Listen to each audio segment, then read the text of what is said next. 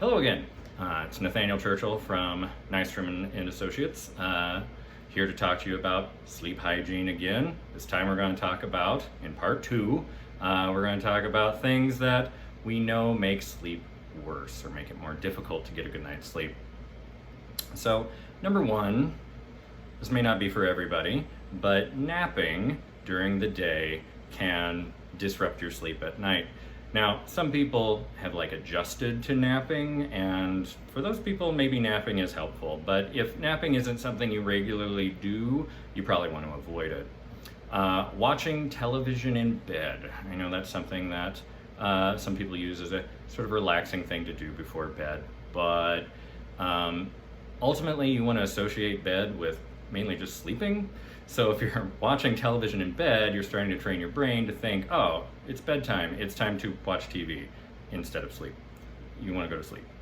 Let's see, using a device with a bright screen, an hour before going to bed, such as a smartphone or a laptop. And this is because our brains are our internal clocks are sort of attuned to the light of the sun.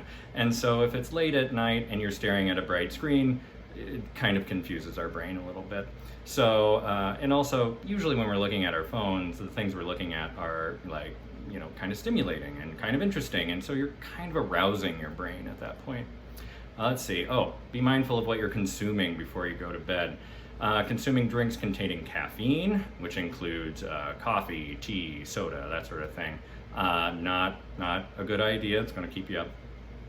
And also drinking alcohol, using any illicit kind of drugs like that, obviously, probably going to keep you up, make it hard for you to sleep. Also avoid eating a heavy meal right before bed. That's going to, the digestive process is going to, it's going to wake you up. It's going to disrupt your sleep a little bit.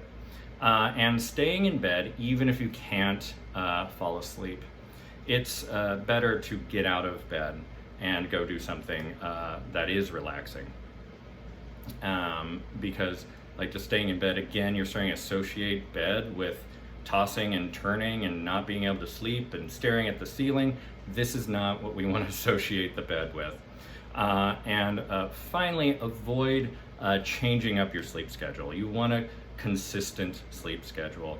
Go to bed at the same time, get up at the same time, even on the weekends and even during vacation. It helps train your brain to think, oh, it's such and such time, it's time to go to bed. So remember, you don't have to do all of these. Use some, now and then, and see what works for you. Some of these things are difficult to implement, and that's okay.